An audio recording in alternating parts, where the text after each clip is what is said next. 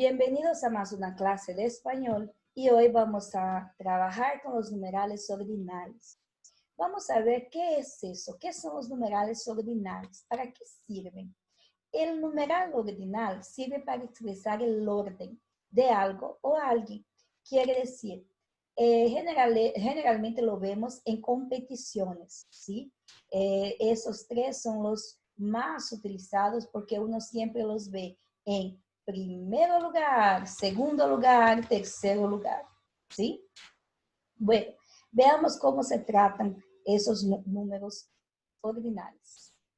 Los numerales ordinales, diferente de los cardinales que ya hemos visto anteriormente, se flexionan en masculino y femenino.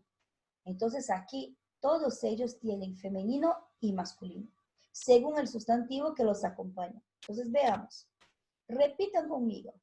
Primero, primera, segundo, segunda, tercero, tercera, cuarto, cuarta, quinto, quinta, sexto, sexta, séptimo, séptima, octavo, octava, noveno, novena, décimo, décima. Muy bien, los numerales ordinales se flexionan además del género en número, añadiendo la S al final. Quiere decir, si quiero hablar más, referirme a más de algo, ¿no? Entonces yo voy a hablar en el plural. Mira, estos fueron los primeros a llegar a la clase. Entonces, primeros está en plural. Entonces, es solamente añadir, agregar esa letra S. Vamos a recordar qué es la apócope. Veamos, los numerales también se apocopan. Según la Real Academia Española, el apócope es la supresión de algún sonido al final de un vocablo. Vamos a ver como ejemplo ahí la palabra, el numeral primero, que cuando va en alguna situación se apocopa y se queda primero. Veamos cuándo ocurre eso. Ocurre con el numeral primero y tercero, cuando vienen delante de un nombre masculino. Las formas femeninas no son apocopadas. Entonces aquí solo vamos a apocopar el numeral ordinal primero y tercero. Y cuando estos van acompañados de un nombre masculino. Veamos entonces el primer ejemplo. Pepe logró el primer lugar. ¿Sí? Si está en femenino, Pepe participó de su primera corrida. No va a apocopar. Vamos a ver el otro ejemplo. Lupe publicó su tercer libro este año. Lupe se asustó con la tercera publicación. Chicos, aquí faltó la ñ. Aquí hay una tilde, una señal, ¿no? Que es año. Muy bien. Números del...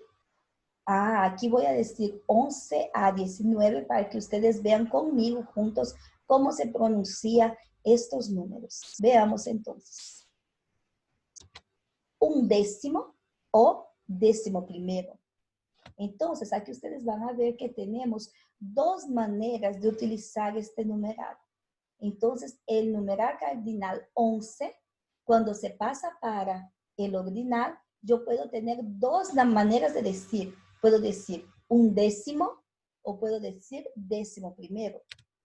Y el 12, cuando es ordinal, puedo decir duodécimo o décimo segundo, ¿sí? Ahora, eso solo ocurre en esos dos numerales. Los otros, del número décimo tercero a décimo noveno, se utiliza la palabra décimo más el numeral al que corresponde. Entonces, veamos cómo se queda. Décimo primero. Repiten conmigo, chicos. Décimo primero. 14º, 15º, 16º, 17º, 18º y por último, 19º, ¿sí?